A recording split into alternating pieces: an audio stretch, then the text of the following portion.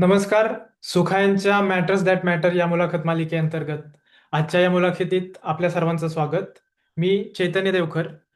आपण पाहतो की सध्या मराठी भाषेच्या भवितव्याबद्दल बऱ्याचशा चर्चा आपल्याला ऐकायला मिळतात. बऱ्याचशा चिंतेचा सूर आपल्याला ऐकायला मिळतो. आता नुकतेच आपण पाहिलं की क्रांतिज्योती विद्यालय मराठी माध्यम सारखा एखादा चित्रपट आला जो मराठी शाळांच्या बद्दल आपल्याला मराठी शाळांचा मुद्दा मांडतो.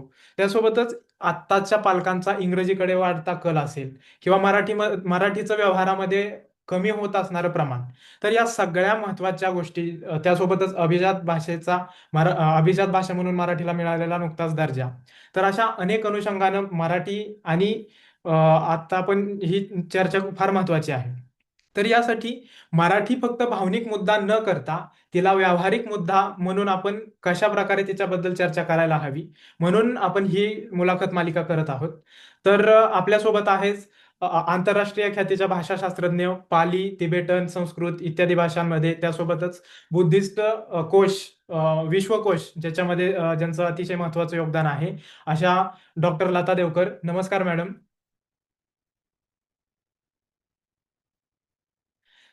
नमस्कार.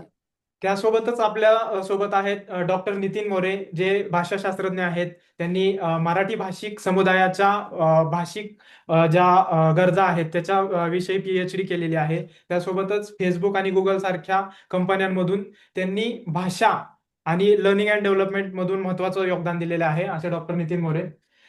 तर आपण आज हा जो मुद्दा आहे भाषेविषयी, अ, ज्या सर्वात महत्वाचा मुद्दा आहे म्हणजे मराठी शाळांचा, तर त्याकडे वळूयात. पहिला मुद्दा म्हणजे की मराठी शाळा चालत नाहीत असा हा, आणि त्यामुळेच हा आता एक नुकताच चित्रपट आला. तर मॅडम, मी तुम्हाला विचारेल की मराठी शाळा का चालत नाही? मला असं वाटतं की मराठी शाळा न चालण्यामागे एक महत्त्वाचं कारण आहे की त्याच्यातून पुढे रोजगार निर्मिती किती होते, मराठीला प्रतिष्ठा मिळते की नाही आणि मराठी शिकवण्यासाठी चांगले शिक्षक आहेत की नाहीत. या 3 गोष्टी मला वाटतं महत्त्वाच्या आहेत आणि मराठी पालकांना आपली मुलं मराठी माध्यमात शिकलेली हवी आहेत का? की इंग्रजीला ज्ञानभाषा म्हणून, जागतिक भाषा म्हणून जे स्टेटस आहे ते मराठीला नाही आणि मग पुढे कुठेतरी आपली मुलं स्पर्धेत कमी पडतील. ही जी भीती असते पालकांच्या मनामध्ये, त्यामुळे शाळांना विद्यार्थी मिळत नाहीत आणि मग ते अंडा आधी की कोंबडी आधी यासारखं मग ते पुढे होतं, की विद्यार्थी नाहीत म्हणून शाळा नाहीत आणि शाळा नाहीत म्हणून विद्यार्थी नाहीत. असं एक चित्र मला दिसतं. पण त्याचबरोबर असंही दिसतं, की माझ्या परिचयातले काही लोक आहेत मुंबईतले, की ज्यांनी आवर्जून आपल्या मुलांना आधी इंग्रजी माध्यमाच्या शाळेत होते आणि नंतर त्यांनी मुलांना मराठी माध्यमाच्या शाळेत घालण्यासाठी राहती घरं मुंबईतली विकून नवीन घरं घेतली आणि मुलांना मराठी माध्यमाच्या शाळेमध्ये घातलं. आणि म्हणजे हे 2 कुटुंब जी मला माहिती ती दोन्ही म्हणजे 4 पालक जे आहेत ते अंध आहेत. पण तरी त्यांना असं वाटत होतं, की आपल्या मुलांनी मराठी माध्यमात शिकावं. तर हे मला खूप अशा काही घटना आहेत ज्या आशादायक वाटतात. त्यासोबतच आता ही जी भाषेबद्दल मुलाखतीची शृंखला करत आहोत आपण, हं, त्याच्यामध्ये ती शृंखला करण्याच्या अगोदर मराठी भाषेबद्दल लोकांना काय वाटतं याबाबतचं पण आम्ही एक सर्वेक्षण केलं होतं. हं. तर त्यामध्ये प्रामुख्यानं असे काही प्रश्न होते की घरामध्ये मराठी सध्या जास्त वापरलं जातंय का, किंवा मराठीचा वापर दिवसेंदिवस कमी होतोय का? तर 91% लोकांनी त्याच्यामध्ये असंच सांगितलं की मराठीचा वापर दिवसेंदिवस कमी होतो. त्यासोबत दुसरा अजून एक महत्त्वाचा मुद्दा होता, की इंग्रजी माध्यमात शिकलेल्या पाल्यांना त्यांचे पालक घरी सुद्धा मराठी बोलतात का? तर तर त्या आणि बोलायला हवं का? तर त्यामध्ये 98% लोकांना वाटतंय की बोलायला हवं. पण मुद्दा असा, की मराठी माध्यमातल्या विद्यार्थ्यांना कमी लेखलं जातं का? या प्रश्नाचं 70% लोकांनी उत्तर दिलं हो. म्हणजे मराठी माध्यमातल्या विद्यार्थ्यांना कमी लेखलं जातं. आता तुम्ही ह्या 2 उदाहरणं दिली, की पालक असे हे आशादायी चित्र आहे. पण मग हा जो प्रतिष्ठेचा मुद्दा बनलेला आहे, तो आपण कसा सोडवायला हवा? नितीन तू बोलतोस? हो, चालेल. म्हणजे एक म्हणजे पहिल्या मुद्द्याला धरूनच मी बोलतो, की मराठी शाळांचाच मुद्दा आहे. म्हणजे अर्थातच तो अतिशय महत्त्वाचा मुद्दा आहे. आपल्या एकंदर समाजाकरता भावनिक मुद्दा सुद्धा आहे. आणि त्याच्यावर तसा जो उहापोह होतो त्याच्यामध्ये ते एक सगळं मिश्रण असतं ना, भावनिक चर्चा असते, शास्त्रीय चर्चा असते. अं, आणि आता लतानी काही तिच्या वैयक्तिक माहितीतली उदाहरणं दिली. आता तसंच बघायचं झालं तर म्हणजे मला आठवतं की एक ज्येष्ठ साहित्यिक आहेत. त्या मला काही वर्षांपूर्वी जेव्हा मी त्यांना भेटलो होतो तेव्हा म्हणाले होते की माझी अशी इच्छा होती की माझ्या घरातली जी मुलं आहेत म्हणजे माझी मुलं नाही पण आता त्यांची मुलं त्यांनी मराठी माध्यमांच्या शाळांमधून शिकावं. पण माझ्या मुलांनी ऐकलं नाही आणि त्यांना इंग्रजी माध्यमांच्या शाळांमध्येच घातलं. आता हं, एखाद्या ज्येष्ठ साहित्यिकाच्या घरामध्ये जेव्हा ही हं, परिस्थिती येते, तेव्हा तिचं काही कारण असेल ना. त्यांची मुलं जेव्हा आपल्या मुलांना मराठी माध्यमाच्या शाळेत घालतायत, तेव्हा आपल्या आई-वडिलांचं ऐकायचं नाही एवढ्या एकच भूमिका नसणार. त्याच्यामागे काहीतरी हं, व्यावहारिक दृष्टिकोन असणार आणि तो आपण समजावून घेतला पाहिजे, की काहीतरी असं आहे, जे हं. मराठी माध्यमातून शिकून आपल्याला मिळत नाहीये आणि ते जर आपल्याला कळलं, तर ते मराठी माध्यमाच्या शाळांमधनं कसं मिळवता येईल, याचा विचार करून आपल्याला पुढे जाता येऊ शकेल. तर तो एक म्हणजे अभ्यास आपण व्यवस्थित आणि मोकळेपणी करत नाही असं मला वाटतं. म्हणजे अ, अमुक गोष्टी मराठी शाळांमधनं मिळत नाहीत, अमुक गोष्टी इंग्रजी माध्यमांच्या शाळांमधनं मिळतात. असं आपण म्हटलं की एक आपला तो अस्मितेचा प्रश्न कायम मराठी समाजात जागृत असतो आणि तो मध्ये येतो असं मला वाटतं. कधी-कधी खुलेपणाने ही चर्चा करून या गोष्टी नाही होत बुवा मराठी शाळांमध्ये त्या व्हायला पाहिजेत, चांगल्या प्रकारे व्हायला पाहिजेत. हा एक मुद्दा. दुसरा मुद्दा माझं घरचं उदाहरण आहे, की माझ्या भाचीला मी आग्रह करून मराठी माध्यमाच्या शाळेमध्ये घातलं आणि तिचा प्रवास सगळा चांगला झाला. हुशार विद्यार्थिनी तिचं अभ्यास वगैरे सगळा व्यवस्थित होता. पण तरीही तिला असं वाटलं का म्हणजे कुठल्यातरी एका क्षणी तिच्या शैक्षणिक प्रवासामध्ये तिला असं वाटलं का, की आपण इंग्रजी माध्यमातून शिकलो असतो, तर आपण आणखी पुढे गेलो असतो? तर त्याचं उत्तर हो असं आहे. आणि मग त्याचं अच्छा. कारण हे सुद्धा आहे, की पुढे गेल्यानंतर तुम्हाला जो पुढचा अभ्यास करायचा आहे, तो जर इंग्रजीतून करायला लागणार असेल हं. आणि मराठीतून तो अभ्यासक्रम उपलब्ध असला, तरी तो मराठीतून शिकून पुढे तुम्हाला तुमच्या रोजगाराच्या दृष्टीने, रोजच्या व्यवहाराच्या दृष्टीने उपयोग होणार नसेल, तर मग एक अडचण निर्माण झाल्यासारखा होतो, की मी शिकलो सगळं मराठीतून, आता सगळं शिक्षण वेगळ्या भाषेतून करायचं आहे. तर हे जे प्रश्न आहेत ना, या प्रश्नांना आपण काहीतरी तोडगा काढणं आवश्यक आहे. असं मला वाटतं. जेव्हा आपण मराठी शाळा चालवाव्यात, न चालवाव्यात. मराठी शाळा का चालवू नयेत? चालवायलाच पाहिजेत. आता माझं शिक्षण मराठीतूनच झालेलं आहे. लताचं शिक्षण मराठीतून झालेलं आहे. मला माहिती आहे, की लताची मुलं मराठी शाळांमधनं शिकलेली आहेत. बरोबर? हं. पण अ, आपण जेव्हा मराठीतून मराठी घरांमधली मुलं शिकावी असं म्हणतो, तेव्हा मराठी पालकांना आपल्या मुलांनी काय शिकलं पाहिजे? एकदा ती शाळेतनं बाहेर पडली, की ती कोणत्या गोष्टीकरता सक्षम असली पाहिजेत असं वाटतं आणि ते मराठी शाळांमध्ये शिकताना होत नाही, असं वाटतं. ते प्रश्न समजावून घेऊन त्यांच्यावर मार्ग काढला पाहिजे असं मला वाटतं. आता तुझी मुलं मराठी माध्यमांच्या शाळांमधनं शिकलेली आहेत. तर याच्यात तुला एक पालक म्हणून काय वाटलं आणि तुम्हाला ही खात्री कशी वाटली, की नाही आपण मराठी शाळांमध्ये मुलांना घातलं, तरी हे प्रश्न आपल्याला भेडसावणार नाहीत. म्हणजे सुरुवातीला माझं आणि महेशचं दोघांचंही होतं, की आमची मुलं मराठी माध्यमातून शिकतील. आम्ही दोघंही मराठी माध्यमातून शिकलो आणि आमचं कधी अडलं नाही. म्हणजे अगदी सुरुवातीच्या काळामध्ये कदाचित माझ्या बाबतीत असं झालं असेल, की पूर्ण मराठी माध्यम माझं एम-ए पर्यंत होतं. त्याच्यामुळे इंग्रजी बोलताना अडखळणं, शब्द न कळणं, ॲक्सेंट न कळणं हे झालं. पण तरीसुद्धा असं वाटत होतं, की आपल्या मुलांना मराठीची गोडी लागली पाहिजे आणि ती टिकली पाहिजे. म्हणून मग शाळा निवडताना विचार करून अक्षरनंदनसारखी शाळा निवडली. तर तिथे बालवाडी छोट्या गटापासून इंग्रजी आणि हिंदीचे तास असतात.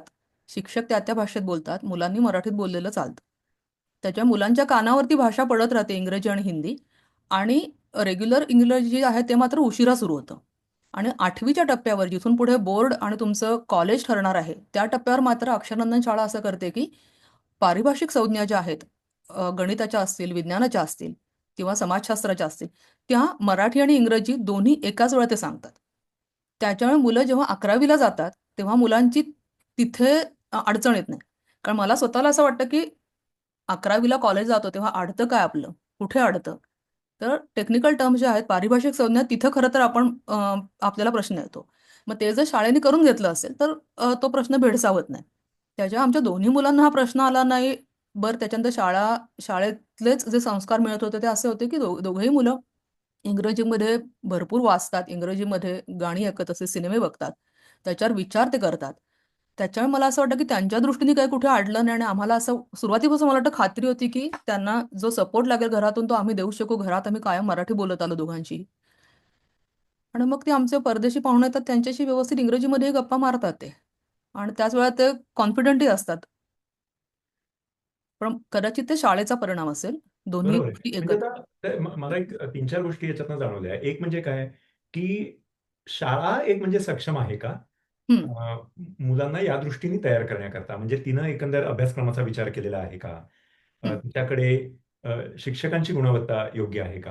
हं, आणि याच्यावर म्हणजे मला शिक्षकांवर ठपका ठेवायचा नाही. पण कुठल्याही व्यवस्थेचा भाग असलेले जे तंत्रज्ञ असतात, तसं आहे शिक्षक हे शैक्षणिक व्यवस्थेतले तंत्रज्ञ आहेत आणि त्याच्यात चांगले वाईट शिक्षक असणारच. त्याला आपण काही करू शकत नाही. पण अं, अ, अ, अ, तो एक मला असं वाटलं, की मागच्या काही वर्षांमध्ये मी एक तो प्रवाद ऐकलेला आहे आणि मी काही या क्षेत्रामध्ये रोज काम करत नाही. तर त्याच्यामुळे माझ्याकडे काही त्याच्या बाबतीतली माहिती किंवा संख्याशास्त्रीय माहिती असं काही नाहीये. पण तो एक प्रवाद मी ऐकलेला आहे, की मराठी शाळांमधला एकंदर शिक्षणाची जी गुणवत्ता आहे, ती कमी-कमी होत गेलेली आहे, असं पालकांना वाटतं. आता हे खरं आहे, खोटं आहे, त्याचा काही अभ्यास झालेला आहे का नाही, हे मला माहिती नाही. इंग्रजी शाळांमध्ये गुणवत्ता फार चांगली असते, असं माझं अजिबात मत नाही. मी तेही जवळनं पाहिलेलं आहे आणि नुसतं घोकंपट्टी करून या अशा पद्धतीने शिकवणाऱ्याही अनेक प्रतिष्ठित इंग्रजी माध्यमाच्या शाळा आहेत. त्याच्यामुळे इंग्रजी माध्यमाच्या शाळेत जाऊन मुलं फार चांगलं शिकतील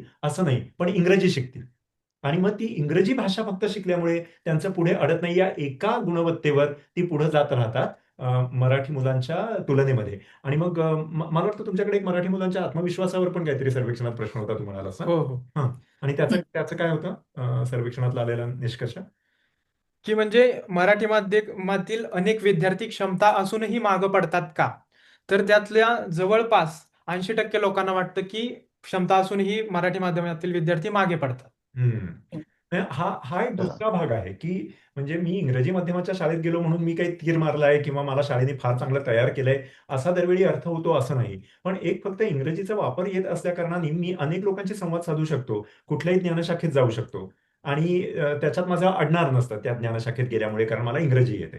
तर ज्ञान येते का नाही हा भाग वेगळा. फक्त संवादाची भाषा येतीये म्हणून माझं पुढे अडत नाही. हे दुर्दैवच आहे ना मराठी समाजातल्या मुलांचं. पण यात एक असंही आहे नितीन, की इंग्रजी माध्यमांमध्ये शिकणं आणि इंग्रजीमध्ये बोलता येणं हा एक वेगळा मुद्दा आला. पण जे इंग्रजी बोलतात ते अचूक बोलतात का? तर ते तसं होत नाही असं माझा जे काही मी ऐकलं ते आहे, की ते इंग्रजी बोलू शकतात, कदाचित जास्त आत्मविश्वासपूर्वक बोलत असतील, पण ते बरोबर बोलतात का, चुकीचं बोलतात का?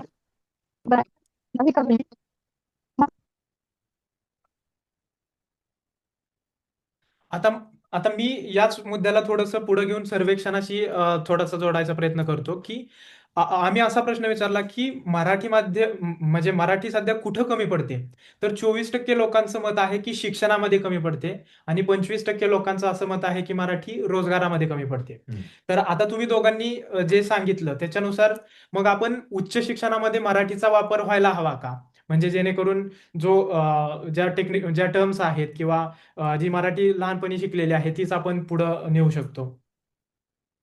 मला असं वाटतं, की मराठीमध्ये किंवा भारतीय भाषांमध्ये जी पारिभाषिक संज्ञा तयार झाल्या, त्या बहुतेक सगळ्या संस्कृतच्या आधारावर झाल्यात. जे हिंदी आणि मराठी या 2 भाषांचं मला माहीत आहे. तर त्या तशा झाल्यामुळे तुम्हाला जर संस्कृत येत नसेल, तर त्या मराठी पारिभाषिक संज्ञा तुम्हाला किती कळतील आणि मग त्या तुम्ही वापरणार आहात का? आणि तुम्हाला येतंय पण तुम्ही बाहेर गेल्यानंतर त्या संज्ञा तुम्ही वापरणारच नसाल किंवा 10वी पर्यंत मराठी शिकतात आणि उच्च शिक्षणाला जाताना त्यावेळेला उच्च शिक्षण मराठी भाषेत नसेलच, तर काय होणार? आणि प्रत्यक्ष जगात जाताना, नोकरी करताना किंवा व्यवसाय करताना, जसं आता मला वाटतं वैद्यकीय शिक्षणाचा अभ्यासक्रम मराठीमध्ये आलेला आहे. पण मग जेव्हा तुम्ही ॲक्चुअल प्रॅक्टिस करायला जाल, तेव्हा इतर डॉक्टरांशी तुम्ही कसे बोलाल? तर ती एक बरोबर. मला खूप मोठी गॅप दिसते, की तुम्हाला ते सांगता येणार आहे का तुमच्या बरोबरीच्या डॉक्टरांना? किंवा कुठल्याही क्षेत्रामध्ये गेलात, तर ते तुम्हाला सांगता येणार आहे का? आणि हं. त्याच्यामुळे उच्च शिक्षण अ, मराठीत असावं का ह्याच्यात मला आता खरंच माहीत नाही. आणि मला असं वाटतं, की भारतासारख्या देशात जिथे आपण बहुभाषिक आहोत, तिथे समजा मी मराठी माध्यमात शिकले, डिग्री मिळवली आणि नंतर जर मला दक्षिण भारतात नोकरी लागली, हं. तर तिथल्या माझ्या सहकाऱ्यांशी मी कुठल्या भाषेत संवाद साधेन? मग तिथे मला ज्ञानभाषा म्हणून, आंतरराष्ट्रीय भाषा म्हणून इंग्रजीचाच आधार घ्यावा लागणार आहे का? आणि मग मी मराठीत शिकून काय झालं? असा एक कदाचित प्रश्न येऊ शकतो पालकांच्या मनात आणि विद्यार्थ्यांच्या मनात. नाही मग म्हणजे तो मुद्दा बरोबरच आहे ना, की आपण जेव्हा जो तुमचा सर्वेक्षणात आलेला आहे की 24-25% चोवीस लोक पंचवीस म्हणतात की व्यावहारिक जो परिवेश आहे तिथे अम, अ, मराठी मागे कमी. पडते असं वाटतं. आता आपण जर ते बघितलं तर खरंच लता जे म्हणाले की आपल्याकडे भाषा बाहुल्य आहे. तर त्याच्यामुळे मग इतक्या वेगवेगळ्या भाषा असल्यामुळे एकंदर भारतापुढे तो प्रश्नच आहे की विविधतेत एकता हे जे आपण म्हणतो ते जमवून कसं आणायचं? कारण प्रत्येक राज्य वेगळ्या भाषा बोलणार आहे. त्या सगळ्यांना एकत्र आणण्याकरता त्यांना एकत्र जोडणारी एक भाषा नाही. मग ती इंग्रजी म्हणून अम, ज्या काही कारणांनी आपण इंग्रजी वापरतो, आता ऐतिहासिक कारण आपण बाजूला ठेवू. पण ज्या काही कारणांमुळे आपण इंग्रजी वापरतो, इंग्रजी वापरावी लागतीये आपल्याला. आणि त्याचं कारण हे आहे की आपल्यामध्ये इतकी विविधता आहे भाषांची. आता तेच आपण जेव्हा पुढे नेतो, तेव्हा जेव्हा मला नोकरी करायची आहे, तेव्हा नोकरी मला महाराष्ट्रात आणि महाराष्ट्रात सुद्धा फक्त मराठी बोलणाऱ्या लोकांमध्येच लागेल याची काही शाश्वती आहे का? जग आता तसं उरलंय का? हम्म. तेव्हा तुम्ही अगदी युरोप बघा किंवा इतर कुठलाही देश बघा, चीन बघा, मलेशिया बघा, इंडोनेशिया बघा. अशी काही शाश्वती आहे का की तुमची भाषा बोलणारे लोकच फक्त तुमच्याबरोबर काम करत असतील? हम्म. आणि ती जर शाश्वती तुम्हाला नसेल, तर तुम्हाला इतर भाषा शिकण्याशिवाय पर्याय नाही. अशा किती भाषा शिकणार तुम्ही जगातल्या? आणि त्याच्यामुळे एक ही गोष्ट झालेली की इंग्रजी सगळीकडे पसरल्यामुळे बऱ्याच ठिकाणी एक जी लिंग्वा फ्रँका आपण ज्याला म्हणतो, ती म्हणून इंग्रजीचा वापर इंग्रजीचा. अनेक ठिकाणी अनेक संदर्भांमध्ये केला जातो. तर त्या दृष्टीने मला असं वाटतं, की व्यावहारिक दृष्टिकोनातून बघायला गेलं, तर इंग्रजीचा वापर काही आपल्याला टाळता येणार नाहीये. आणि मग तो इंग्रजीचा वापर मला सहज जमावा आणि मला माझ्या व्यावहारिक संधी गमवाव्या लागू नयेत, याच्याकरता मला इंग्रजी चांगलं यायला हवं, असं वाटण्यात गैर काही आहे असं मला वाटत नाही.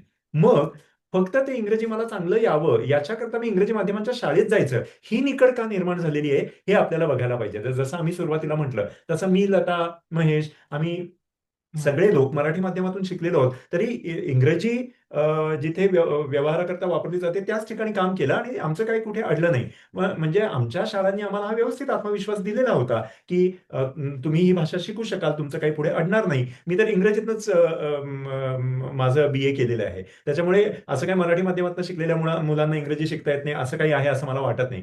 जो काही बदल झालेला असेल, तो बदल होण्यामागची कारणं काय आहेत? पालकांना असं का वाटलं, की मराठी माध्यमांच्या शाळेत जाऊन आपल्याला इंग्रजी नीट शिकता येत नाही आणि ते जे काही कारण आहे, त्या कारणाला मराठी शाळा ह्या सडेतोड उत्तर देऊ का शकत नाहीत? हा जो प्रश्न आहे, त्याच्यावर काम व्हायला पाहिजे आणि म्हणून मग तो प्रश्न शैक्षणिक धोरणाचा आहे, त्या धोरणाच्या अंमलबजावणीचा आहे, पालकांच्या मानसिकतेचा आहे आणि त्याचा समग्र विचार करूनच आपल्याला त्याच्यावर मार्ग काढायला पाहिजे असं वाटतं मला. तुम्ही सांगितलेल्या या मुद्द्यालाच म्हणजे एक उदाहरण म्हणून सांगतो की म्हणजे मग तमिळनाडूमध्ये अशा प्रकारचं मॉडेल तिथं स्वीकारलं गेलं की ज्याच्यामध्ये रोजच्या व्यवहाराची भाषा असेल, प्रशासनाची, शासनाची भाषा असेल, तर ती सगळी तमिळ अशी ठेवण्यात आली. आणि त्याच्यानंतर जी फक्त आता इतर ठिकाणी आपल्याला नोकरीला जायचं आहे, म्हणजे जे स्टेम आपण जे सगळ्यात महत्त्वाचं व्यवहारासाठी म्हणतो रोजगार, सायन्स, टेक्नॉलॉजी, इंजिनिअरिंग, मॅथमॅटिक्स.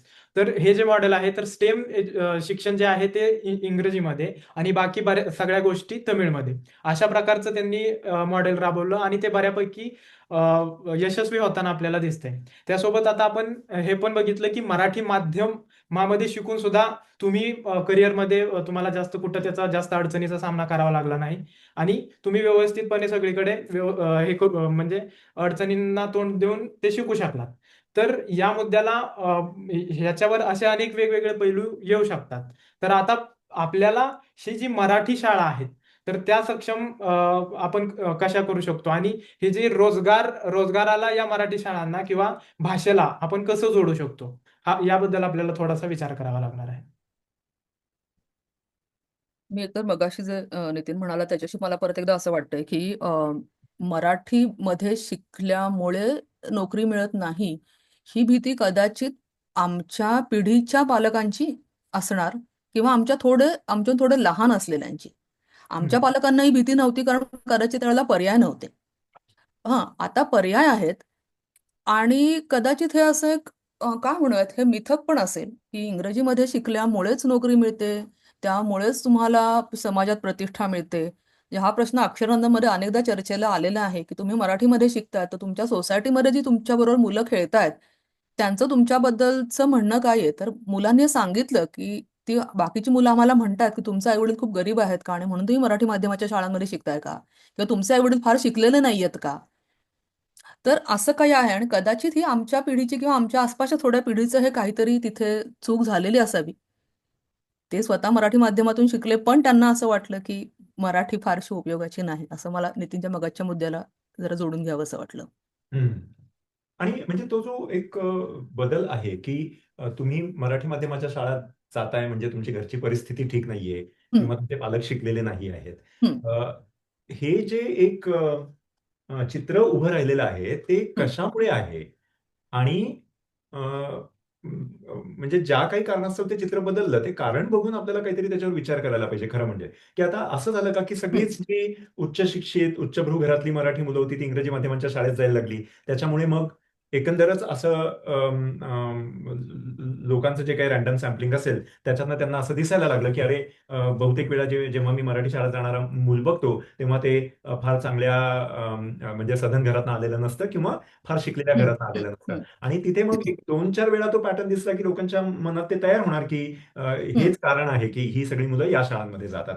तर हम्म. ते चित्र बदलण्यामागचं कारण काय ते बघितलं पाहिजे. कारण म्हणजे असं झालेलं असू शकेल ना, की इंग्रजी माध्यमांच्या शाळा उपलब्ध झाल्याबरोबर हम्म. जी शिक्षित, उच्च शिक्षित घरातली मुलं आहेत किंवा सधन घरातली मुलं आहेत, ती सगळी इंग्रजी माध्यमांच्या शाळेत जायला लागली. म्हणजे एक म्हणजे ती क्लास डिव्हाईड पण आहे का? आणि एक म्हणजे हम्म. जो वर्ग आहे, आर्थिक वर्ग जो आहे, तो आर्थिक वर्ग जपण्याचा तो एक प्रयत्न आहे का? हे पण एक खरं म्हणजे विचार करण्याची गोष्ट आहे. विचार. हा. हम्म. हां, म्हणजे वेगवेगळ्या पद्धतीने आपण आर्थिक वर्ग जपत असतो, तर त्या पद्धतीने आर्थिक वर्ग इकडे जपला जातोय का? ते एक बघायला हवं. पण त्याचं ते जरी कारण असेल, तरी जर कुठल्याही घरातली मुलं म्हणजे अ, कमी शिकलेल्या किंवा कमी ऐपत असलेल्या घरातली मुलं मराठी माध्यमांच्या शाळेत जात आहेत. म्हणून मराठी माध्यमातनं तयार होऊन बाहेर पडणारी मुलं ही चांगली गुणवत्ता नसलेली आहेत, असं होण्याचं काहीच कारण नाहीये. बरोबर आहे. एक मी गरीब आहे का मी उच्च शिक्षित पालकांचा मुलगा आहे का नाहीये, याच्यावर माझी गुणवत्ता ठरत नसतेच. ती शाळा काय करतेय आणि मला काय संधी मिळतायत आणि मला कसं तयार केलं जातंय ह्याच्यावर अवलंबून असते. तर मग ते चित्र का बदललं नाही? म्हणजे हम्म. जरी इतर कोणाचा असा समज झाला, की अरे हा मराठी शाळेत जातो म्हणजे हा गरीब आहे. पण म्हणून तो मूर्ख आहे, असा समज होण्याचं काही कारण नाही किंवा त्याचा आत्मविश्वास कमकुवत आहे, असा समज होण्याचं काही कारण नाही. पण तो समज झाला आणि आता तू त्या सर्वेक्षणातलं पण बघितलंस तर लोक म्हणतात, की मराठी माध्यमातनं तयार होऊन येणारी मुलं त्यांना पूर्ण आत्मविश्वास नसतो. मग हे का झालं? आणि ते म्हणजे बदलणं आवश्यक म्हणजे आवश्यकच आहे. त्यात जे काही आवश्यक. चुका झालेल्या असतील त्या चुका दुरुस्त करायला पाहिजे. दुरुस्त करायला मग त्याच्यात पाहिजे. अभ्यासक्रम चुकला का? तो ज्या पद्धतीने राबवलं ते चुकलं का? शिक्षक पुरेसे तयार नव्हते का? त्यांना तयार करण्याची संधी दिली गेली नाही का? शिक्षकांची गुणवत्ता जोखली गेली नाही का? हे हम्म. सगळे प्रश्न म्हणजे बरोबर आहे. मराठी शाळा टिकवण्याच्या दृष्टीने अतिशय महत्त्वाचे प्रश्न आहेत. आणि नुसतं मराठी शाळा टिकवायचं असं मी म्हणत नाही. एकंदर मराठी टिकण्याच्या दृष्टीने हम्म. हे हम्म. महत्त्वाचं आहे. बरोबर. मराठी शाळा का टिकायला पाहिजे? कारण मराठी टिकायला पाहिजे. पण बरोबर. मराठी टिकण्याच्या दृष्टीने त्या शाळांमधनं जर आपण तयार करून बाहेर आणणारे विद्यार्थी असे ज्या ज्या दृष्टीने तुम्ही यशस्वी म्हणतो, अशा दृष्टीने पुढे येत नसतील समाजापुढे, तर मग पालक तयार होणार नाहीत ना मराठी शाळेत मुलांना पाठवायला.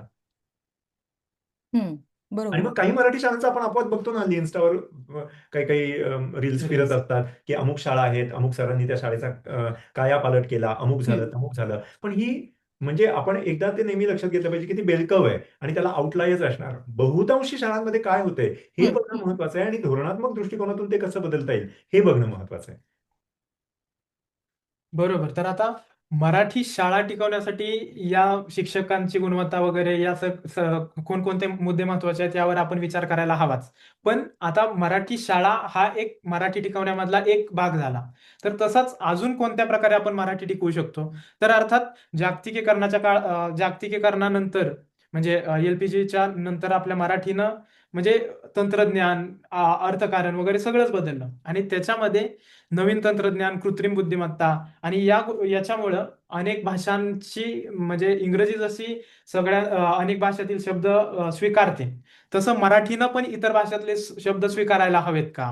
किंवा त्या संज्ञा स्वीकारल्या तरी ते स्वीकारताना स्वतःमधलं किंवा मराठीचं स्वत्व कसं जपलं जायला पाहिजे, जेणेकरून भाषा ही व्यवहार्य राहील आणि भाषा काल सुसंगतही राहील आणि तिचं स्वत्वही जपलं जाईल. अं, मला वाटतं की जसं मी संस्कृतची म्हणजे संस्कृत थोडंफार शिकली आहे आणि त्यात असं दिसतं की संस्कृतमध्ये जी शब्दसंपदा आहे ती फक्त संस्कृत मधली नाहीये. अनेक वेगवेगळ्या भाषा समूहातून, भाषा कुटुंबातून संस्कृत, आजचं जे संस्कृत आहे त्या सगळ्या कुटुंबांमधून संस्कृत शब्द आले, जे शब्द आले ते संस्कृतने स्वीकारले आणि संस्कृत वाढली. इंग्रजीमध्ये आपण बघतो की मला वाटतं ऑक्सफर्ड डिक्शनरी दरवेळेला सप्लिमेंट प्रकाशित करत असते की जे नवीन शब्द भाषेत आलेले आहेत, आणि त्याच पद्धतीने भाषा वाढेल असं मला अजूनही वाटतं. त्याच्यामुळे जिथे जिथे तांत्रिक पारिभाषिक शब्द आहेत ते अ, इंग्रजीमधून असतील, इतर भाषांमधून ते घ्यावेत आणि ते वापरावेत असं मला वाटतं. त्यासाठी कृत्रिमपणे शब्द तयार करून ते वापरणं हे मला थोडंसं अ, थोडंसं म्हणण्याच्या ते पटत नाही, कारण ते भाषावैज्ञानिक दृष्ट्या ते शक्य नाहीये. भाषा टिकायची असेल तर तिनं, मला असं वाटतं की नवीन नवीन शब्द त्यांचा स्वीकार करायला पाहिजे आणि मग ते वापरात येतील. आता अग्निरथ गमनागमन पट्टिका म्हणजे सिग्नल जर असेल, तर हा शब्द शाब्दिक खेळ, शाब्दिक कसरत म्हणून मला हा इंटरेस्टिंग वाटेल. पण हम्म. म्हणून मी असं म्हणणार नाही कधीही की आता 2 मिनिटं मी उत्तर देऊ शकत नाही, कारण मी आता त्या अग्निरथ गमनागमन पट्टिका काय ती लाल रंगाची आहे किंवा रस्त्यावरचा सिग्नल, हा ते मी म्हणणार नाही. हा मला शाब्दिक खेळ कसरत म्हणून ठीक वाटेल. तर त्याच्यामुळे मला वाटतं की ते कुठेतरी ते भान असायला पाहिजे, कारण आपण जे बोलतो ते कळलंही पाहिजे समोरच्या माणसाला. जर सगळेच जण हा शब्द वापरणार असतील आणि मग तो प्रचारात येणार असेल तर माझी हरकत नाही. जे जपानमध्ये बरेच आहेत, तेरेबी आहे टेलिव्हिजनसाठी किंवा रेझोको आहे रेफ्रिजरेटरसाठी. तर त्यांनी असे बरेच शब्द आहेत की जे त्यांनी त्याला त्यांचं जे भाषिक रूप देऊन ते शब्द वापरलेले आहेत. भाषिक प्रत्यय. भाषिक, हा, तर ते करायला हरकत नाही. आणि स्वत्व टिकवायचं असेल मराठीतलं तर त्याला मला वाटतं की मराठी बोलणं, ऐकणं, वाचणं ह्याला पर्याय नाही. त्याच्याशिवाय तुमचं मराठीचं मराठी पण टिकणार नाही. आता मग ऍपल कट करते ह्या स्वरूपाचं मराठी आपण बोलू, हे मराठी नसेल, इंग्लिशही नसेल, त्यामुळे मुलाला कुठलीच भाषा नीट येणार नाही असं मला वाटतं. हम्म. बरोबर. म्हणजे म्हणजे मला मला असं वाटतं की एकंदर आपण जर भाषिक व्यवहार बघितला ना, म्हणजे एक म्हणजे मराठीने अमुक स्वीकारावं का तमुक स्वीकारावं का, तुम्हाला काय वाटायचं ते वाटू देत. एकंदर भाषाशास्त्रीय दृष्टिकोनातून भाषा ही प्रवाहीच असते. ती कधीच हा शब्द आमच्याकडे चालणार नाही, आम्ही हा वापरणार नाही, असं काही भाषेच्या व्यवहारात होत नाही. भाषा ही खूप मनमोकळेपणाने अनेक गोष्टी स्वीकारत असते. म्हणजे आता आपण मराठीचं उदाहरण म्हणतो, हे जे आपण बोलतोय ना की मराठीत इंग्रजी शब्द स्वीकारले जावेत का, आधी मराठीत किती मराठी शब्द आहेत तेच बघायला पाहिजे. बरोबर. म्हणजे हम्म, आता बरोबर आहे. जे असे अगदी खास मराठी शब्द वापरतात ना, अडकित्ता, किल्ली, खलबत्ता, कानडी शब्द आहेत. हो. हम्म, हम्म, किंवा तसे शब्द तमिळमधनं आलेले आहेत, तेलुगूमधनं. आता आपलं जे हे रिड्युप्लिकेशनची जी पद्धत आहे मराठीमध्ये, पाणी-बिणी, हे काय हम्म, तेलुगूचं गिणीचं बिणी करून आपल्याकडे वापरलं जातं. आता जो मराठी माणूस आहे त्याला पाणी-बिणी म्हणणं, "अरे आपण तेलुगूतनं घेतलं, हे कशाला आपण घेतलं?" असं वाटतं का आज? नाही. म्हणजे बरोबर संमत आहे. झाले ते. हां, म्हणजे इतके ते मराठी होऊन गेलेले आहेत आता, की आपल्याला जाणवत सुद्धा नाही, की हे शब्द मराठी नाहीयेत. हं, किंवा अण्णा, अक्का यासारखे हम्म, शब्द हे काय आपले शब्द आहेत का? नाहीयेत. पण ते फारसी इतके शब्द असतील याचप्रमाणे. इतके रुळलेले आहेत. आता दवाखाना हा किती मराठी शब्द आहे, पण त्याच्यात काय आहे मराठी? ना दवा मराठी आहे, ना खाना मराठी आहे. हं? खरंय. किंवा दप्तरावर आमच्या सगळ्यांचं शाळेत जाताना इतकं प्रेम होतं, शब्दच मराठी नाहीये. हम्म, बरोबर. हं. हम्म, तर त्याच्यामुळे एकंदर माझं माझं म्हणणं काय, की भाषाशास्त्रीय दृष्टिकोनातून जर तुम्ही बघायला गेलात, तर भाषा कोणते शब्द स्वीकारते, स्वीकारत नाही याच्यावर तुम्ही नियम लावू शकत नाही. व्यवहारामध्ये एखादा शब्द येणार, तो रुळला रुळला, नाही रुळला तो बाहेर पडणार. म्हणजे आता उदाहरणार्थ मराठीत अनेक शब्द तयार करून ते वापरण्याचा प्रयत्न झालेला आहे. आता आपण सावरकरांविषयी नेहमी बोलतो. त्यांनी तयार केलेले काही शब्द मराठीत ते कसे रुळलेले आहेत. चित्रपट आहे, दिग्दर्शक आहे. शब्द रुळले. बरोबर. पण प्रत्येक माणसाने तयार केलेला प्रत्येक शब्द रुळलाय का मराठीमध्ये? नाही. तर त्याच्यामुळे बरोबर. जे शब्द समाज स्वीकारेल आपापतः ते शब्द रुळतील. जे शब्द ते स्वीकारणार नाही, तुम्ही प्रयत्न करत राहा जे तुम्हाला करायचे आहेत. म्हणजे आता आंतरजाल सारखा शब्द आहे. अनेक वर्ष प्रयत्न चाललेला आहे. रुळतोय का माहिती नाही मला अजून. टिकेल का माहिती नाही. बघायला लागेल पुढे. आणि ते भाषकांच्या व्यवहारावर बघितलं जातं. त्याला काही तुम्ही नियम लावून किंवा कोणाच्या तरी उरावर बसून हा शब्द वापरच रे, असे म्हणून काही कुठली भाषा टिकत नसते. आणि तुम्ही म्हणालात, की हे परकीय शब्द आहेत, हे घेऊ नका. म्हणून भाषक ते शब्द घेत नाहीत असंही होत नाही. म्हणजे आता उदाहरणार्थ हम्म, अरे लाईट गेली तर त्याला काय म्हणणार? किंवा अरे हा वीज बल्ब बदला, प्रवाह. बल्ब गेला. ह्याला काय म्हणायचं? बरोबर. नाही का? किंवा माझं विजेचं मीटर बंद पडलंय. आता त्याला काय म्हणणार? किंवा आता खायचंय तर म्हणजे तुम्हाला सँडविच करायचंय तर त्याला काय म्हणणार? बरोबर. आणि हं, मुद्दा हा की जिथे माझ्याकडे शब्द नाहीये तिथे दुसऱ्या भाषेत शब्द माझ्याकडे संकल्पनाच नाहीये ती. तर मी आता त्या बरोबर. संकल्पनेकरता एक शब्द तयार करणार. मग तो शब्द सगळ्यांना सांगणार. मग सगळ्यांना आग्रह धरणार. हा शब्द वापरा, हा शब्द वापरा. असं करून ते होत नाही. त्याच्यामुळे जिथे आपल्याकडे एखादी संकल्पना नसते तेव्हा त्या संकल्पनेकरता शब्द येतोच. आणि तो शब्द हं, रुळला, रुळला, टिकला, टिकला, नाही टिकला, दुसरा शब्द येतो किंवा ती संकल्पना मागे पडते. या हं, दृष्टीने भाषा वाढत असते. त्याच्यामुळे उगीचच कुठलेही नियम अस्मितेपासून शासकीय धोरणांपर्यंत कुठलेही असे नियम लावून भाषेतले शब्द ठरत नाहीत. ती भाषा ही प्रवाही राहील कायम, ती वाढत राहणार.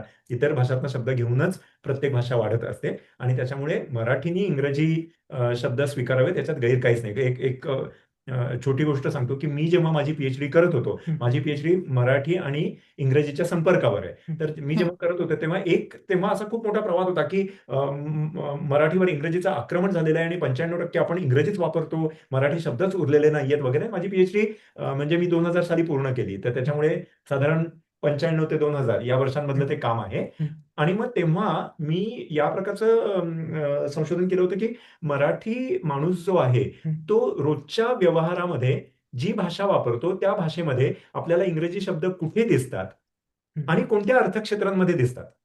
आणि ते जर आपण बघितलं, तर त्याच्यामध्ये जी अर्थक्षेत्र अशी आहेत, की जिथे इंग्रजीतनंच आलेले शब्द आहेत, तिथेच इंग्रजी वापरली जाते. इतर अर्थक्षेत्रांमध्ये असं काही इंग्रजीचं मराठीवर आक्रमण वगैरे असं काहीही दिसलं नाही.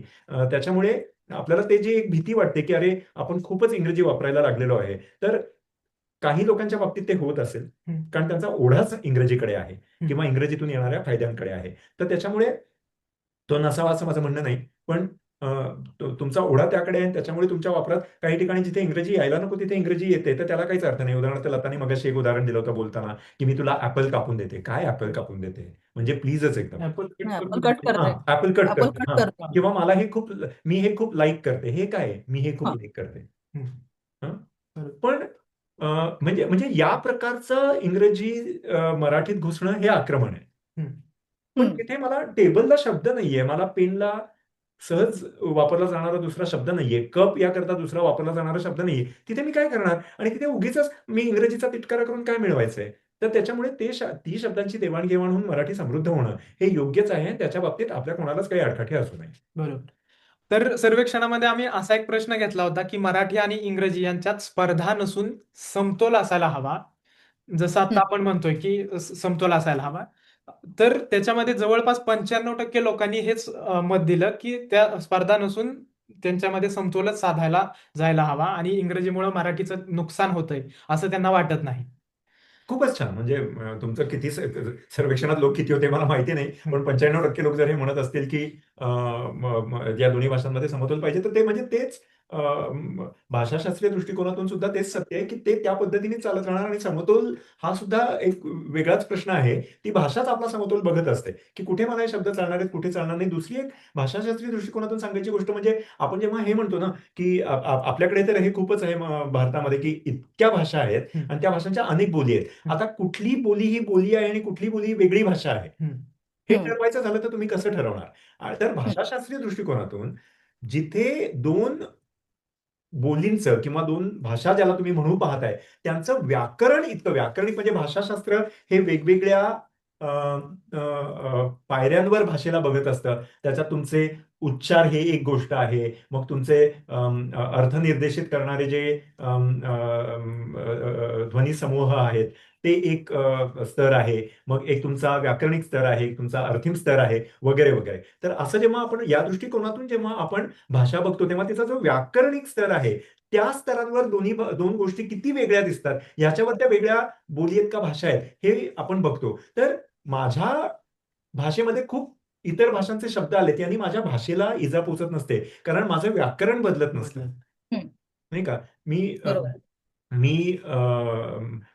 कप म्हटलं, की आता ह्या कपाला दांडीच नाही. असं कपाला हं. एवढं त्या इंग्रजी शब्द कप घेऊन त्याला इतके मराठीचे मराठी. त्याच्यावर प्रोसेस केल्यानंतर तो शब्द मला अमराठी वाटतच नाही. जिथे अजून तो अमराठी वाटतोय ना, तिथे अजून तो शब्द नवीन रुळलेला नाहीये. बरोबर. हं. बरोबर. पण जिथे हे असं तुम्हाला काही या प्रक्रियेमध्ये वावगं वाटत नाही, तिथे तो शब्द रुळलाच मराठीच झालेला आहे. बरोबर? हम्म, तर त्या हम्म, दृष्टीने भाषा ही खूप वेगळ्या पद्धतीने सतत प्रवाही राहत असते आणि त्याच्यावर आपण काही आडकाठी आणू नये. पण मुद्दा मुळातला हा, की मराठीची आणि इंग्रजीची किंवा मराठी आणि इतर सगळ्याच भाषांची देवाणघेवाण चालूच राहू देत. पण जेव्हा आपण मराठी मुलं मराठी शाळेत जाऊन मराठी शिकतायत का, हे म्हणतो, तेव्हा ते मराठी शिकून त्यांना पुढे आपलं आयुष्य सक्षमपणे चालवता येते का, हा प्रश्न आहे. आणि हम्म. त्याची जर आपल्याकडे मराठीतून देता येण्यासारखी उत्तरं असतील, तर आपण त्या मुलांना समाधानी करू शकू. नाहीतर त्यांना मराठीतून शिकण्याचा आग्रह धरून पुढे त्यांना रोजगाराची संधी नाही, पुढे त्यांना चांगली नोकरी मिळत नाही, पुढे त्यांना चांगल्या आंतरराष्ट्रीय संधी मिळत नाहीत. ह्याला काहीच अर्थ नाही. बरोबर? हं, तर त्यामुळे आपल्याला तो प्रश्न कसा सोडवायचा आणि त्या प्रश्नाला सोडवताना मग मराठी माध्यमातून शिकत असतानाच तुम्हाला तुमचं इंग्रजी पण चांगलं केलं पाहिजे. हं. हा मार्ग स्वीकारायचा आहे का मराठीतच इतकं ज्ञान आणि व्यवहार संधी वाढवायच्यात की मराठी मुलांना इतर कुठे जावंच लागू नये, हा मार्ग स्वीकारायचा आहे? हा धोरणाचा, समाजाचा, सगळ्यांचा एकत्रच प्रश्न आहे. बरोबर. तर आता तुम्ही सांगितलं तसंच अर्थक्षेत्र, व्यवहार क्षेत्र म्हणजे अशी कोणती अर्थक्षेत्र आणि व्यवहार क्षेत्र आहेत जिथं मराठी आज पण एकदम सक्षमपणे वापरली जाते आणि अशी कोणती आहेत की जिथं थोडीशी अजून म्हणजे खूप स्कोप आहे, खूप अजून आपण प्रयत्न करून ती वाढवू शकतो? अवघडच आहे बाबा प्रश्न. म्हणजे मी मी जसं म्हटलं ना, की हं, म्हणजे माझ्या संशोधनात जे दिसलंय, त्याच्यात काही अशी अर्थक्षेत्र होती. हं, म्हणजे आता उदाहरणार्थ तू खेळ म्हणालास, हं, तर बरेच असे खेळ आहेत, की जे इंग्रजीतून आपल्याकडे आलेले खेळ आहेत किंवा परदेशी खेळ आहेत. हं. त्याच्यामुळे त्यांच्याबरोबर आलेली जी सगळी सामग्री आहे ती शब्द. शब्दसंपदा जी आहे ती सगळी इंग्रजीतून आलेली आहे. तर म्हणजे आता उदाहरणार्थ सायकल मला आठवतं, की आम्ही जेव्हा लहान होतो, तेव्हा आमचे सगळ्यांची भांडणं याच्यावरून असायची, "ए, मला पण एक राईड पाहिजे." ते राइट. मला हम्म, खूप वर्षांनंतर कळलं, की ते राईट नाहीये, राईड आहे. बरोबर. हम्म, पण हं, मला पण एक राईट पाहिजे हे म्हणजे तो खेळच होता. हं. किंवा आता तुम्ही क्रिकेट खेळत असाल तर क्रिकेटला काय करणार मी? बरोबर. मला बॅट लागेल, मला बॉल लागेल, सगळं करून झालं ना, आपलं फलंदाज, गोलंदाज सगळं करून झालं हं, आणि ते एका विशिष्ट रजिस्टरमध्येच राहिलं. त्याच्या पलीकडे ते गेलं नाही. हं. म्हणजे नाहीये रुळले ते शब्द. तर अशा प्रकारचे जे शाखा आहेत, की जिकडे मराठीत शब्दच नव्हते आणि ते इंग्रजीतून आपल्याकडे आले. तिथे इंग्रजी लागते असं मला वाटतं. पण आता उदाहरणार्थ स्वयंपाकघर आपण बघितलं, हं. तर तुम्हाला पिझ्झा खायचा आहे किंवा पास्ता खायचा आहे किंवा इतर बाहेरनं आलेलं अन्न खायचंय, तर त्याच्याकरता तुम्ही परदेशी सगळे शब्द वापराल, इंग्रजी शब्द वापराल. म्हणजे सगळे इंग्रजी नाहीच आहेत, हं, पण हम्म. वापराल. पण मला सांदण खायचंय किंवा मला कोळाचे पोहे खायचे, तर तुम्ही काय करणार? कोळाला कुठून शब्द आणणार आहात? मग तिकडे सगळे मराठीत चालतंय ना. बरोबर. हां, किंवा आता तू बाहेर जाऊन बघितलंस, तर शेती बघितली, तर शेतीशी संबंधित सगळे शब्द मराठीतच आहेत, की शेतकरी कुठे जातोय इंग्रजी बघायला? हं. आपला शेतकरी चांगला आता तरी त्याच्यामध्ये सुद्धा ट्रॅक्टर आलेलाच आहे. हो. आलेलाच हां, आहे. आणि त्याला नाकारायचं काहीच कारण नाही. तर शेतकऱ्यांनी तो मनमोकळेपणे स्वीकारला. हो. त्यांना काही म्हणजे पंप. आता शेतकरी सगळे पंप व्यवस्थित म्हणतात, वापरतात आणि हं. त्याच्यात त्यांना गैर काही वाटत हो. नाही. त्यांना कुठे काही ते खटकलं नाही. मोटर. हां, आणि तरीही आपली शेती जी आहे ती प्रामुख्याने मराठीतूनच चालू आहे. तर त्या दृष्टीने मला असं वाटतं, की जिथे बाहेरच्या ज्ञानशाखेवर आपण अवलंबून नव्हतो, तिथे मराठी व्यवस्थितच चालू आहे. तिथे बाहेरच्या ज्ञानशाखेवर आपलं पूर्णपणे अवलंबन आहे. हं. तिथे जास्त तुम्हाला इतर भाषा किंवा इंग्रजी दिसेल. बरोबर. बरोबर. तुम्हाला काय बोलायचं मॅडम? नाही म्हणजे मी संस्कृत किंवा तिबेटी भाषा शिकवतो तर तिथे हं, संस्कृत मराठीमध्ये शिकवताना काही फार अडचणी येत नाहीत. हं. तिबेटी जेव्हा मराठी शिकवायला लागते तेव्हा मात्र अडचणी येतात कारण खास करून तिबेटी भाषेतल्या काही संकल्पना आहेत ज्या अ, आर्य भारतीय भाषा समूहामध्ये नाहीयेत किंवा भारतात ज्या चार मुख्य भाषा समूह आहेत त्यातल्या तीन मध्ये त्या नाहीयेत. चौथी तिबेटो बर्मन आहे त्यात ते आहे. पण ते करताना मात्र नक्की प्रश्न येतो आणि मग त्यासाठी नवीन शब्द तयार करायला लागतात. पण मग ते नवीन शब्द तयार करत असताना मगासपासून मी जे म्हणते की ते परत संस्कृत आधारित असतात. किती सोपं करायचा प्रयत्न केला तरी त्याला फार करता येत नाही. फार तर मराठी भाषेतलं उदाहरण देऊन ते स्पष्ट करून सांगता येतात. पण ही अशी काही क्षेत्र आहेत की जिथे खरोखर आव्हान आहे मराठीतून शिकवणं. ही जी बरोबर. क्षेत्र आहेत शेती किंवा हे पण शिक्षणातही मला वाटतं ऍटलिस्ट जे मी शिकवते तिथे हं. असं काही दिसतंय की काही समस्या आहेत आणि त्याला मार्ग काढायला लागतील. प्रेक्षकांमधून कोणाला काही प्रश्न असतील तर ते विचारू शकतात.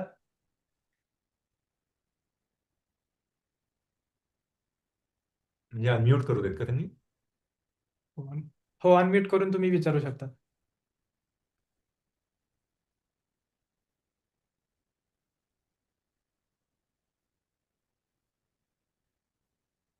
नाही दिसत आहे प्रश्न काही. मला वाटतं जर प्रश्न नसेल तर मग आपण सारांश पाहूया. तर आज आपण मराठी भाषा फक्त भावनिक मुद्दा न समजता तो आर्थिक, सामाजिक आणि एकंदरीत एक व्यावहारिक मुद्दा. प्रश्न आहे का? नाही, आता जस्ट मला एक विचार येऊन गेला. हो. आपलं डिस्कशन मधले मोस्टली सगळे तसे मुद्दे बरेच कव्हर केले गेले या सर्वे थ्रू सुद्धा. काही थांब जरा. तर मला फक्त एक येऊन गेलं की हे आपण आपण मराठी आणि गैर मराठी असं किंवा इंग्रजी आपण शाळांचं हे करतो वर्गीकरण आपण जे आता बघितलं, तर हो. मोस्टली मराठी शाळा ह्या म्हणजे आता समन can correct me if I am wrong, की हम्म. मोस्टली मराठी शाळा या गव्हर्नमेंट शाळा आहेत. म्हणजे थोडक्यात ते गव्हर्नमेंटच्या हम्म. खालती येणारं सगळं आहे बरोबर का आहे. अनुदान जे मिळतं किंवा हे. हम्म. आणि आपण बघितलं की बऱ्याच अगेन माझ्याकडे स्टॅटिस्टिक्स नाहीत, पण बऱ्याच मराठी शाळा बंद केल्या जातात. तर हो. म्हणजे सरकारी अनुदान जोपर्यंत येत नाही, कारण आता आपल्याकडे आता आपण विचारलं की आपण मराठी मी शाळा सुरू करणार आहे, तर किती लोक येऊन पुढे येऊन पैसे घालणार आहे माझ्या हम्म. शाळेमध्ये. हम्म. बरोबर आहे. म्हणजे इन्व्हेस्टमेंट म्हणजे शाळा काढायला लागणारं जे हे आहे भांडवल आहे, आर्थिक ते पाठबळ. खरंच आपण पुढे येणार आहोत का? तर हम्म. ते जर येणार नसलं तर हे आपल्या म्हणजे it lies to the state government की हम्म. त्यांनी पैसे घालून शाळांना प्रोत्साहन द्यावं. हम्म. आणि अशा बऱ्याच ठिकाणी आणि आपण एकंदर बघितलं हे सॅलरीज म्हणजे शिक्षण वेतन जर बघितलं शाळांमध्ये जे मिळतंय ते हम्म. शिक्षण सेवकाला काय पैसे मिळतात म्हणजे मला आता परत माझ्याकडे एक्झॅक्टली फिगर नाही, पण खूपच कमी म्हणजे महिन्याला 5-6, 7-8-10 हजार अशा पगारांवरती लोक कामं करतात ज्यांचं ते ह्याच्यावरती असतात गेस्टिंग हम्म. वरती किंवा ad hoc. तर म्हणजे थोडक्यात मुद्दा असा आहे की जोपर्यंत ते सरकारी अनुदान वाढवत नाहीत किंवा जोपर्यंत आपलं सरकार सिरियसली या गोष्टीकडे बघत नाही, तोपर्यंत थोडंसं ते अवघड दिसतंय. अदरवाईज प्रायव्हेट इन्व्हेस्टमेंट लोकांनी केलं पाहिजे, पण ते अगेन त्याच्यातनं ते रिटर्न ऑफ इन्व्हेस्टमेंटचा विचार येतो ना, की मी पैसे टाकले तर ते चालणार आहे का दुकान दुकान म्हणजे शाळा, सॉरी. बरोबर. तर ते असा तो सगळा थोडासा विचार येऊन गेला. तर ते थोडक्यात मला वाटतं की सरकारने त्याच्यात पैसे हे घातले पाहिजे. नुसतं मराठी आपली भाषा ह्या अशा इमोशनल रेटॉरिक वरती न जाता त्याच्यात इन्व्हेस्टमेंट जास्त केली पाहिजे, असा एक मुद्दा होता. आणि एक बरोबर आहे उदाहरण ह्याच्यामध्ये. सांगू का? बोल बोल. मला वाटतं मुंबईला पार्ले स्कूल आहे का? पार्ले विद्यालय. हम्म. तर तिथल्या माजी विद्यार्थ्यांनी एकत्र येऊन शाळा मराठी माध्यमाची राहावी म्हणून त्यांनी शाळेत गुंतवणूक केली. असं मी खूप वर्षांपूर्वी लोकसत्तामध्ये वाचलं होतं की त्यांच्या त्या पुढाकारानं तिथलं मराठी माध्यम टिकून राहिलं. आता अक्षरनंदन सारखी जी शाळा आहे ती विनाअनुदानित आहे आणि ती कायमस्वरूपी विनाअनुदानित आहे. त्यामुळे नारळकर फाउंडेशननी जो सुरुवातीचा कॉर्पस उभा केला तो, त्याच्यानंतर दुसरं म्हणजे विद्यापटवर्धन, त्यांनी वेळोवेळी जेव्हा माझी दोन्ही मुलं शाळेत शिकत होती तेव्हा त्यांनी वेळोवेळी आमच्याशी पालकांशी संवाद साधला की आता आपल्याला जर शिक्षकांना 6व्या वेतन आयोगाप्रमाणे किंवा 7व्या वेतन आयोगाप्रमाणे पगार द्यायचे असतील तर आपल्याला फी वाढवावी लागेल. पण त्याच वेळेला त्या स्वतः समाजवादी विचारांच्या असल्यामुळे त्यांना अवाच्या सव्वा फी वाढवणंही पटत नव्हतं. त्यामुळे पालकांची चर्चा करून तिथे मध्यम मार्ग काढून ज्यांना एका हप्त्यात फी शक्य नाहीये त्यांनी 2 हप्त्यात भरावी, 3 हप्त्यात भरावी, ज्यांना शक्य आहे त्यांनी मुलं दत्तक घ्यावीत म्हणजे त्यांचं शिक्षण, असे बरोबर. सगळे मार्ग काढून अक्षरनंदननं बऱ्यापैकी हा डोलारा सांभाळला. आणि ऍटलिस्ट 2021 पर्यंत आम्ही शाळेचे पालक होतो तोवर तरी असं दिसतं की प्रत्येक वेळा जी जी बॅच 10वी झाली त्यांनी शाळेला ज्या आवश्यक गोष्टी होत्या, कॉम्प्युटर असतील किंवा इतर काय असेल, ते दिलं शाळेला विचारून की शाळेची गरज काय आहे. आणि हम्म. त्याच्यामुळे शाळेला अजूनही सरकारी मदतीवर अवलंबून म्हणजे नाहीच आहे, पण ती गरज भासली नाही शाळेला. आणि त्याच्यामुळे जे उपक्रम त्यांचे वेगळे ते त्यांना राबवता आले. तर हा एक कदाचित असं एक मॉडेल असू शकतं की एखादं फाउंडेशन ज्यांना मराठी शाळा उभी करायची आहे आणि पालक किंवा समविचारी जे आहेत त्यांनी एकत्र येऊन असं काही एक प्रारूप करता येईल. आणि अशा आहेत आता कोल्हापूरची सृजन आनंद आहे, शाश्वत आहे अमरावतीची. अशा आहेत काही शाळा आहेत की ज्या चांगलं काम करत आहेत, ज्या अनुदान घेत नाहीयेत. सरकारवर अवलंबून राहावं का हा मला वाटतं वेगळा मुद्दा आहे, कारण शाळा बंदच होत आहेत मराठी माध्यमाच्या. हो, म्हणजे त्याच्यात दोन म्हणजे जसं मिलिंद म्हणाला तसं की एक शासकीय धोरण असणं किंवा शासकीय पाठबळ जेव्हा हा प्रश्न निर्माण होतोय हम्म. तेव्हा एक शासकीय पाठबळ असणं हे आवश्यक आहे. फक्त त्याच्या बरोबरीनच आपण दरवेळी हे पाहिलेलं आहे वेगवेगळ्या बाबतीत की धोरण जरी असलं तरी अंमलबजावणीमध्ये ते टिकत नाही आणि हं. मग नुसतंच धोरणात्मक निर्णय जरी चांगले घेतलेले असले तरी अंमलबजावणी वाईट असल्याकारणाने त्या धोरणांचा काही उपयोग होत नाही. तर नुसतं धोरण असून चालणार नाही. धोरण असायला पाहिजे, अंमलबजावणी असायला पाहिजे. त्याच्याकडचं जे एक पाठबळ नुसतं संपत्ती या दृष्टीने नाही, तर एक नैतिक पाठबळ सुद्धा जे पाहिजे ते मिळालं पाहिजे. एक खरं म्हणजे. पण त्याच्या बरोबरीनंच एक समाज म्हणून आपली काय भूमिका आहे हे आपण सुद्धा बघायला पाहिजे खरंच. की मला हे खूपच आवडलं ते तू कुठल्या शाळेचं उदाहरण दिलंस अच्छा. आता ते, की जिथे हं. मला वाटतं आमच्या पार्लेचं ते. आधीच्या विद्यार्थ्यांनी हं, त्याच्यात गुंतवणूक करून ती मराठी हं, माध्यमाची शाळा सुरू ठेवली. तो जो एक आपला सहभागाचा हं, प्रश्न आहे, तो प्रश्न पण खूप महत्वाचा आहे मराठी एकंदरच हं. टिकण्याच्या दृष्टीने, की हो मराठी माध्यमाच्या शाळा नीट चालत नाहीत. त्या सगळ्या सरकारी अनुदानावर अवलंबून आहेत. त्यांचा दर्जा चांगला नाही. असं म्हणून जर आपण मुलांना इंग्रजी माध्यमांच्या शाळांमध्ये घालत राहिलो, तर मराठी शाळा टिकण्याचा प्रश्नच उद्भवत नाही. त्या हं. बंदच होणार आहेत. तर त्याच्यामुळे ह्या दोन्ही बाजूंनी आपल्याला समग्रच विचार त्याचा करणं आवश्यक आहे. तर मला वाटतं इतर इतर कोणी आहे का बघ, म्हणजे मिलिंदच्या मनातला एक विचार त्यांना बोलून दाखवला. इतर कोणी आहे, कोणाला काही बोलायचंय?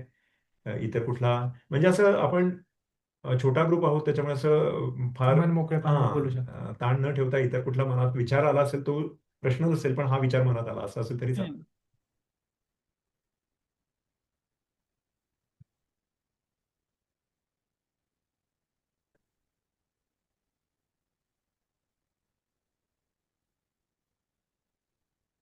ओके, तू बोलायला लाग. इतर कोणाला असतील प्रश्न तर बोलतील. ठीक आहे. म्हणजे आज आपण या विषयावर तशी खूप चांगल्या प्रकारची चर्चा आता तर मी म्हणेल, कारण प्रेक्षकांनाही काही प्रश्न किंवा काही मुद्दा उपस्थित करावासा वाटला. तर भाषेचा हा प्रश्न आपण फक्त भावनिक न ठेवता खरोखरच व्यावहारिक दृष्टिकोनातून कसा पुढे न्यायला पाहिजे, याच्या मधलं पहिलं पाऊल आपण मला वाटतं चांगलं टाकलंय. कारण अक्षरनंदन सारखी शाळा असेल, पार्लेजीची जी त्यांची शाळा असेल, अशी 2 प्रारूपं आपल्याला समजली, की फक्त शासकीय मदतीवर अवलंबून न राहता त्या ठिकाणी आपण इतरही समाज म्हणून एकत्र येऊनही अशा शाळा टिकवू शकतो आणि हे इतरांसाठी एक मार्गदर्शक ठरू शकेल. अशा प्रकारचं एक पाऊल होतं. त्यासोबतच मराठी भाषा रोजगारक्षम करण्याकरता कोणकोणते उपाय करता यायला पाहिजेत याबद्दलही थोडीशी चर्चा केली आणि अजूनही त्याच्यावर चर्चा व्हायला हवी. तर आपल्याकडं अजून असे काहीतरी व्यावहारिक मुद्दे, व्यावहारिक उत्तर आपल्याला मिळतील. त्यासोबतच आपण हेही पाहिलं, की भाषा ही प्रवाही प्रवाही असते. तिला असं आपण बंधनामध्ये ठेवू शकत नाही. ती आपली आपण व्यवहारातून पुढे सरकतच असते. तर ती भाषा आपली सक्षम करण्यासाठी एकतर अर्थक्षेत्र असतील किंवा ज्ञान क्षेत्र असतील, ती विस्तारणं गरजेचं आहे आणि त्यातूनच मग आपली भाषा महत्त्वाची वाटू शकेल. तर त्याच्यामध्ये आपण मराठी त्याशिवाय इतर भाषेतील शब्द कसे आपल्या भाषेचं रूप स्वीकारतात. कपाचं उदाहरण बघितलं किंवा जपानची आपण ते रिझेकू वगैरे अशी उदाहरणं बघितली. तर अशा प्रकारे आपण भाषा संवर्धनामध्ये भाषा संवर्धनाच्या दृष्टीने चांगली चर्चा आजची झाली. त्यासोबतच आपण हाही प्रश्न स्वतःला विचारायला हवा, की आपण भाषेच्या दृष्टिकोनातून आपण स्वतः किती वाचतो? आपण आपल्या व्यवहारामध्ये किती आपल्या घरी किती मराठीचा वापर करतो? तर अशा प्रकारे आपण मराठी शाळांसाठी आपण आपल्या मुलांसाठी, आपल्या नातेवाईकांसाठी मराठी शाळेसाठी किती आग्रही आहोत? असे काही प्रश्नही आपण स्वतःला विचारायला हवेत आणि तरच खऱ्या अर्थानं मराठी संवर्धन, मराठी भाषा आपण चांगल्या प्रकारे जपू शकू. त्याच्यासाठी काहीतरी पुढच्या पिढीला आपण चांगली मराठी भाषा प्रदान करू शकू. एवढंच मला वाटतं आणि त्यानंतर आपण सर्वजण या ठिकाणी या चर्चेस उपस्थित राहिला. सर्वांचे खूप खूप आभार. लता मॅडम तुमचेही खूप खूप आभार. नितीन सर तुमचेही आभार आणि आपण पुन्हा एकदा भेटू अशाच पुढच्या चर्चेमध्ये. त्यामध्येही आपण मराठी भाषा संवर्धनासाठी काय करता येईल, आपण पुढचं पाऊल नक्की टाकूयात. धन्यवाद. धन्यवाद. हं.